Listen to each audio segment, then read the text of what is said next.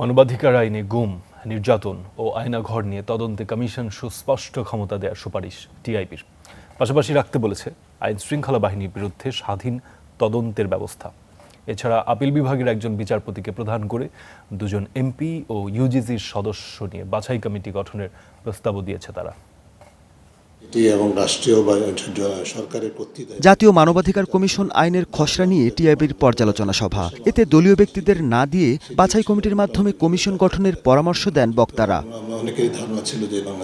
টিআইবির নির্বাহী পরিচালকের প্রস্তাব, আপিল বিভাগের একজন বিচারপতিকে প্রধান করে দুজন সংসদ সদস্য, ইউজিসির সদস্য সহ সংশ্লিষ্টদের বাছাই কমিটিতে রাখতে হবে। খসড়া আইনে গুম, নির্যাতন ও আয়নাঘর নিয়ে তদন্ত কমিশনকে সুস্পষ্ট ক্ষমতা দেওয়ার প্রস্তাবও দিয়েছে টিআইবি। পাশাপাশি রাখতে বলেছে আইনশৃঙ্খলা বাহিনীর বিরুদ্ধে স্বাধীন তদন্তের সুযোগ রাখার কথা। তা সত্ত্বেও যে দু একটি ক্ষেত্রে উল্লেখযোগ্য মানুষের প্রত্যাশা পূরণের বা আন্তর্জাতিক মানদণ্ডের সাথে সামঞ্জস্য পূরণের মতো অধ্যাদেশ প্রণীত হয়েছিল, তার মধ্যে ছিল জাতীয় মানবাধিকার কমিশন।